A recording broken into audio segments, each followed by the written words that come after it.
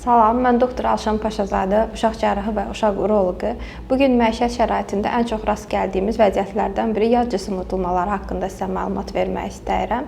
Adətən uşaqlar yağ cismi udur, lakin dilə gətirmir, ailələrindən gizlətməyə çalışır. Bəzən ailələr buna qıraqdan şahid olurlar, bəzən isə uşaqların simptomlarına görə qərar verirlər.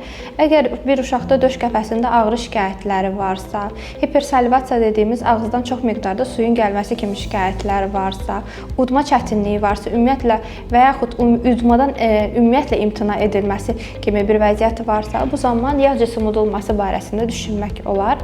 Adətən uşaqlar udduqları yağ cismi qida borusunun üst ucu dediyimiz ən dar hissəsində saxlayırlar. 70% hallarda vəziyyət belə olur. Uşaqların ən çox udduğu yağ cismi adətən metal pullar, yəni qəpiklərdir. Bundan başqa uşaqlar bəzən sancaq uda bilirlər, iynə uda bilirlər, bəzən sərt cisimləri uda bilirlər və ən təhlükəli halda batareyaları uda bilirlər. Bu batareyalar silindir şəklində və yaxud yumru şəkildə ola bilər. Ümumiyyətlə uşaq nə udubsa udsun. Əgər belə bir şikayətlər varsa, ailələrə çatdırmaq istəyirəm ki, qida borusunda qalmış bütün yağ cismlər təcili haldır.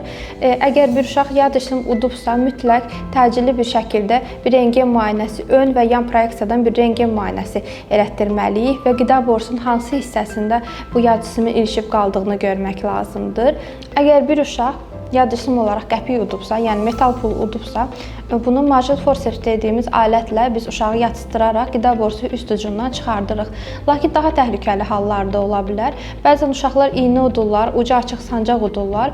Bu hallarda uşağın udduğu bu iynə bəzən toplu iynələr olur ki, bir ucu açıq, bir ucu qapalı olur. Qida borusuna gedib sancıla bilər və yaxud mədəyə, mədə, bağırsaqlardan aşağı qida borusu aşağı hissələrindən keçib yumşaq toxumalara keçə bilər və yaxud bəzən qan damarlarına keçib sancıla bilər. Buna görə əgər bir uşaqda belə bir şikayət varsa, mütləq bir rentgen müayinəsi çəkilməyini tövsiyə edirəm.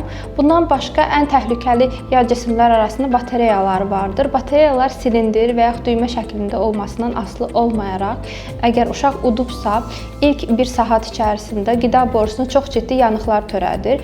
Buna görə mütləq təcili hal olaraq qida borusunda və yaxud mədədə olan bu yağ cisimlər çıxarılmalıdır.